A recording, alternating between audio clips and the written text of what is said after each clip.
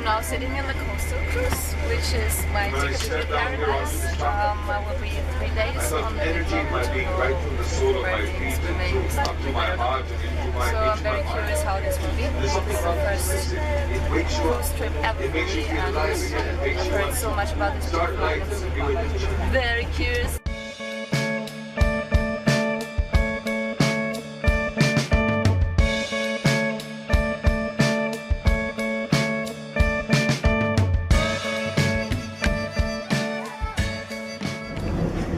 Havelock Island. So I'm very much looking forward to my very nice beach. I was immediately picked up by someone and I'm going by rickshaw now. And, well, there's actually a lot of space on the rickshaw if you go along. Let's see how this paradise is.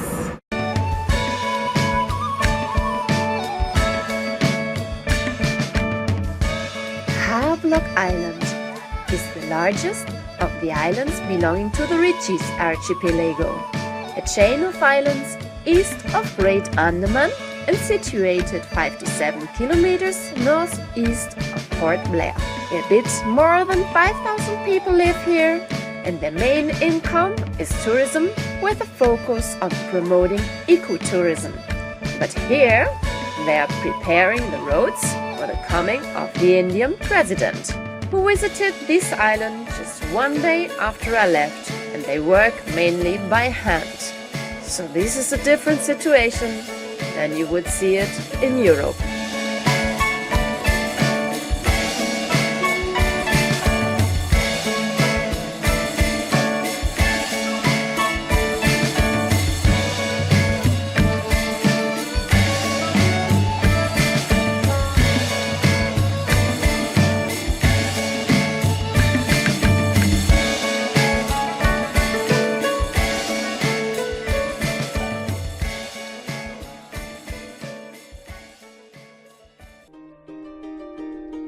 This was another of my dreams, to ever stay in some jungle beach hut as close as possible to a tropical beach, and this was really it.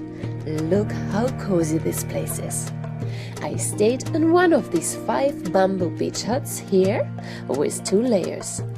The feeling sleeping here and getting awake at 5 a.m. in the morning with amazing tropical bird songs was the best alarm I could imagine to get up and head out looking for them.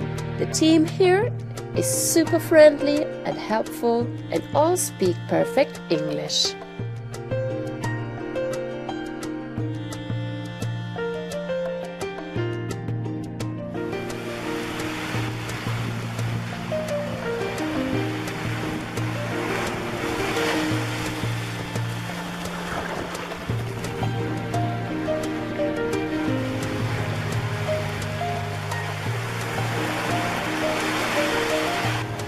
This really green island is one of Asia's best beaches, voted by Time in 2004 the beach number 7, or Ratanagar Beach, a long-stretching white sand beach.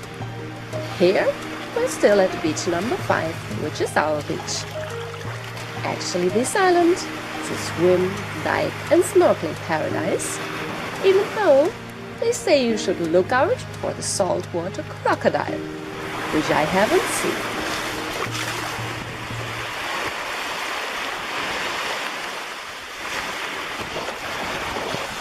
This is definitely one of the most beautiful places I have visited in my life, and definitely the most beautiful island. I'm here on Havelock Island, and it's just surrounded by mangrove, or even palm and mangrove white sand beaches with turquoise blue water. Can't tell you how I feel, just so relaxed, so happy to be here. This was definitely the right choice. There is another beautiful shell to be taken away, but look, it's taken away itself already. These interesting hermit crabs already caught my attention on the Palvanas beach in Costa Rica. And here again, you can find them anywhere alongside the beautiful beach number 5. Which is their long, spirally curved soft abdomen, they have the ability to fully retract their body in empty sea snail houses, which they, once they found a suitable one for them, carry around with them. As the hermit crab grows in size, it has to find a larger shell and so abandons the previous one. And here you can see them feeding on some glassfish. Collecting shells can be a really surprising experience, as I collected some 10 centimeter long snail shell, which moved around in my beach hut. There is often a big competition for new shell houses, as they gather around in groups for discovering and trying out the new stranded shells, trying one by one for whom that might suit best in size. They also often gang up on another hermit crab that has what they perceive to be a better shell, where they will actually pry its shell away from it and then compete for it, and one will ultimately take it over. During the molting time, they might temporarily move into a smaller shell so that less sand comes through the opening when they bury themselves.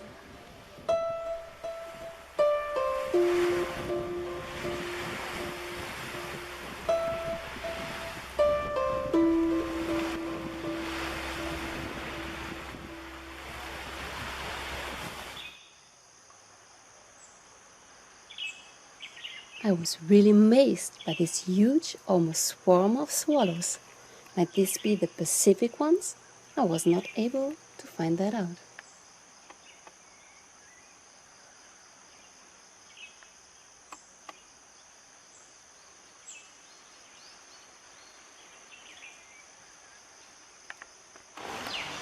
The oriental magpie robin is a small passerine bird belonging to the Old World flycatchers. They are common birds in urban gardens and forests and often seen close to human habitations. Due to their beautiful songs, they were once popular as cage birds, and it's the national bird of Bangladesh. This is an endemic species here as well. The females here are darker, heavier built and shorter tailed than the mainland family members. Males are quite territorial and aggressive in breeding season, and they spend lots of time on nest defending. It was in fact caged a lot for its abilities to fight and sing in the past in India, and is still impatient in parts of Southeast Asia.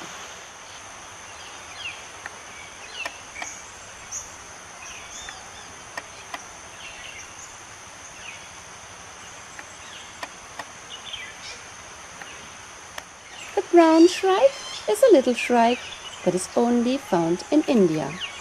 They are migrating birds, and the subspecies Lucionensis also breeds on the Andamans. They seem to return to their wintering sites each year, often to the same location. They sing similar to the rosy starlings and often include mimicry of other birds.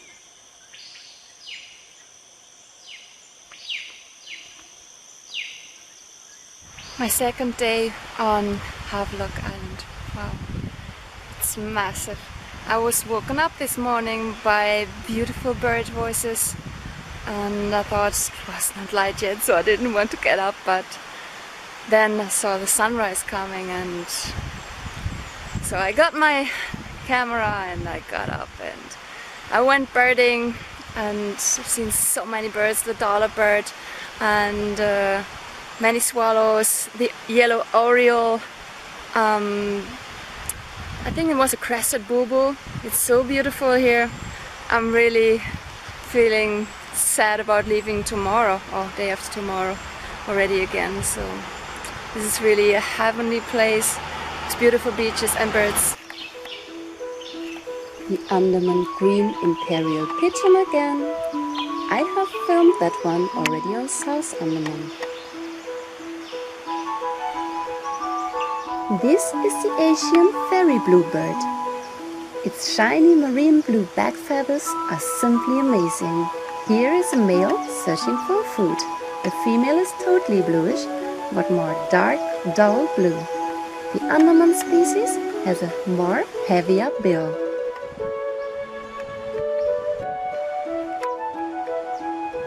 This beautiful dollar bird belongs to the roller family and can be found in Southwest Pacific and East Asia. I was not able to find out if this could be an endemic as well. It's mainly seen solely sitting on a bare branch high in a tree, from which it hogs for insects and returns to the same perch after a few seconds. Even though a common bird, its info on internet is rather scarce. The Pacific reef egret again, but here I got a beautiful capture of them by their early morning fishing. It's approximately 6:30 a.m., just after sunrise, and I'm really enjoying this romantic view. In South Andaman, I have filmed them already with full daylight.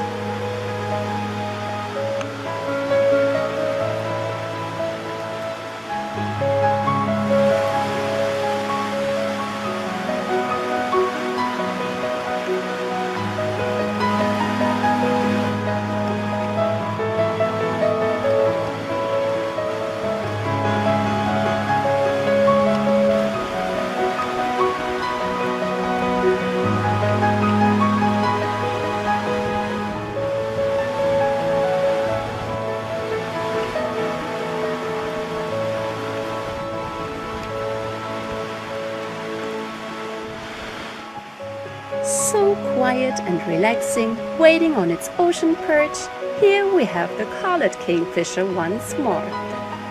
I've seen it flying down from here for fishing, but when I approached, it was more keeping an eye on me. It has a wide range and more than 50 subspecies. Females tend to be more greener than males, and again, you're seeing an Andaman endemic here.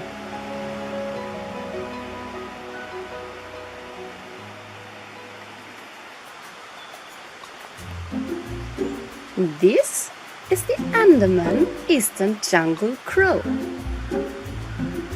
I followed its crackling call and found it sitting here in this tree. It's distinguished by the other eastern jungle crows by its long, very stout bill, and from other races by its greater size. These crows are, as their name already says, forest birds. Now it's having a look at me, or maybe at you.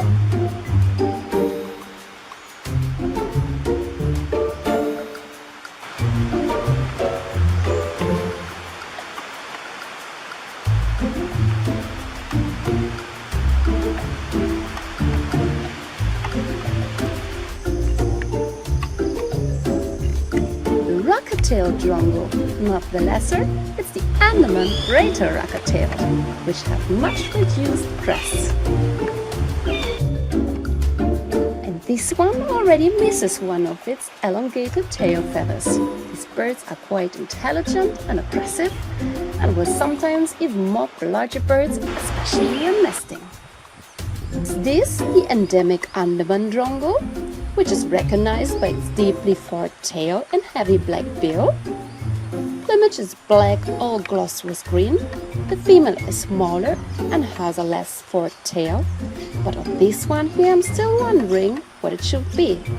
Its tail looks similar to a black drongo, but that one yet doesn't exist here, and this here misses the white eye patch.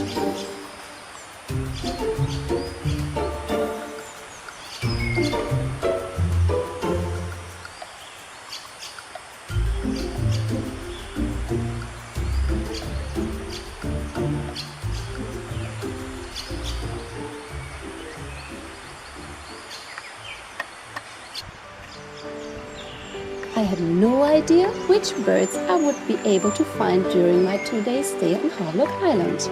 I only went to Kalapata Beach, but there was this deep scarlet red bird. Wow, it looked so beautiful. And I expected it to be a red oriole, but this is the scarlet minivet, which is maybe darkest red coloration, found here as an endemic subspecies on the Andamans. They are usually foraging in mixed species flock high up in the canopy. They catch insects in trees by fly catching and while perched, which you can see here. They flush insects out of the foliage by beating its wings hard, and as you can see, the scarlet minivet female is yellow and black.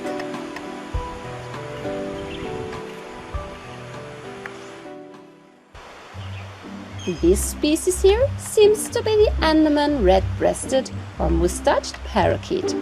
It's a female. I'm still confused about its short tail size, but due to its black bill, it seems to be no doubt.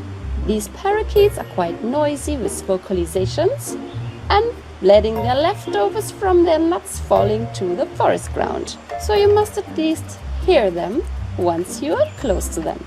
It has a wide range, but also many subspecies and suffers from several islands from wild bird trade. The nominate race, which occurs in Java, is close to extinction. Fortunately, this one is not, and I was enjoying a lot. See them trying to get out the nuts from the trees, peeling them off, and getting the delicious inside out.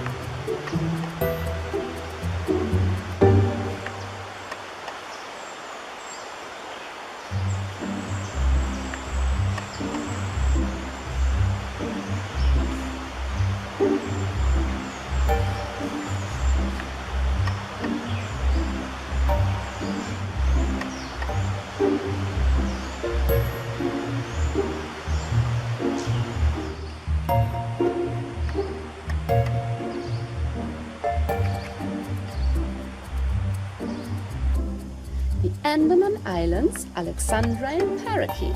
As you can expect, another endemic. It's named after Alexander the Great, who exported large numbers to Europe and Mediterranean countries to nobles and royalty for high prices. It even made it to naturalize itself in numerous European countries, particularly in Germany, South England, Belgium, Greece, Turkey and the Netherlands. Oh, this is where I live. I was quite amazed to read this. This is the largest species of all of the parakeets and can get an average lifespan of 40 years. It also belongs to the top 5 of the greatest mimicant champion parrot species. This Andaman endemic is slightly larger than the nominating subspecies, and the maroon shoulder patch is more redder, the beak larger and more massive. Also, the adult males display large pink nape bands. The blue sheens above the nape bands are restricted and sometimes even absent.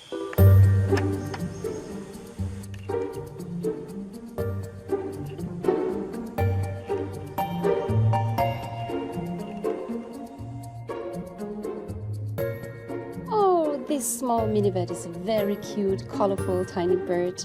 You see them hopping around here in the tree crowns, and they seem to be non-endemics. What is a big pity actually to see is that even this island is surrounded and pollution with plastic. All kind of rubbish you can imagine, especially plastic bottles, even glass bottles. There is no kind of recycling system in India at all. People would definitely collect their stuff, I guess, if they know where to put it. They have one big trash heap on the island somewhere. They say at a remote place, but I wonder how remote this can be. since this is an endemic island to several species and also very far from mainland. We have a lot of winds here, so most probably a lot of wildlife here, marine wildlife, will suffer from the plastic. I will collect some later on. This won't do much of the whole thing, but let's hope times in India will get better and they will finally create a recycling system.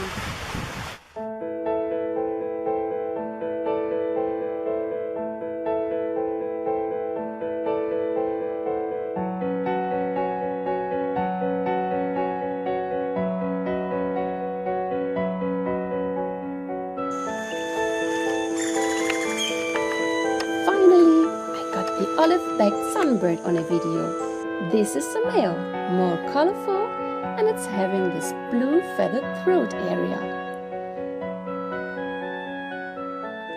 And this is the female, which is more gray, greenish. They are occurring from Southern Asia to Australia and feed on nectar, but might also take some insects, especially when feeding young.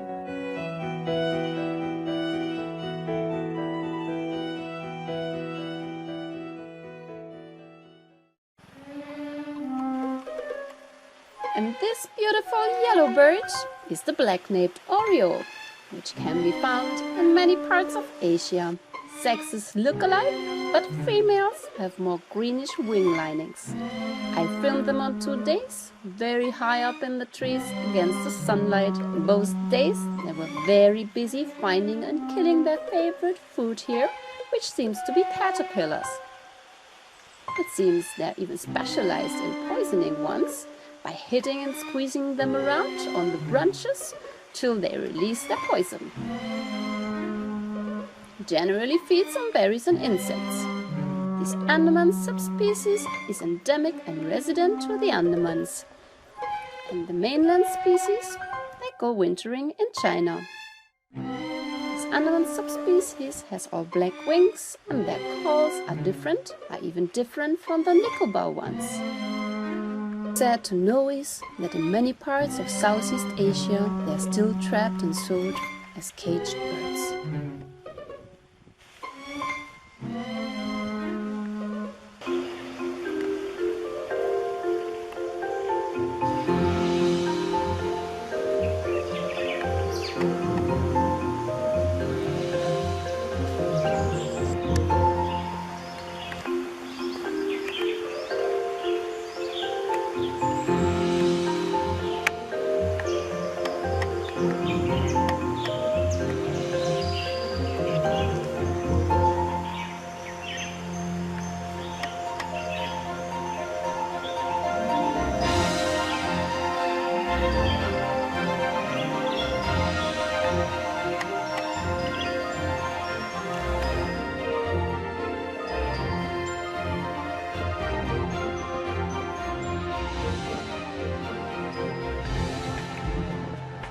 And this is the juvenile. They can be distinguished by their little stripes on the underparts of their plumage. The red-whisked bulbul is mainly found in tropical Asia and has even been introduced to many tropical areas of the world where populations have established themselves. It feeds on fruits and small insects, and this one is another endemic of the Andamans. It has a heavier bill, shorter crest and a more warmish brown color above. It can live up to 11 years. They're very lively and highly social birds and can often be found in larger flocks. They are unfortunately still kept as cage birds in Southeast Asia. What a pity. We're just returning back from one of the paradise spots on this planet, which is Havelock Island, located in the Andamans, which was really a beautiful place for birding. Most of these birds may be not even known to anyone, since there is no bird book existing about the birds of the Andamans only. I was very glad to take some good pictures, so I got refilled with a lot of energy. I got finally sun tanned and not really about to go back to my normal life soon, but you gotta make this trip sometimes, and it was really awesome. So I can only recommend you, if you want to go see Havelock Island. So this is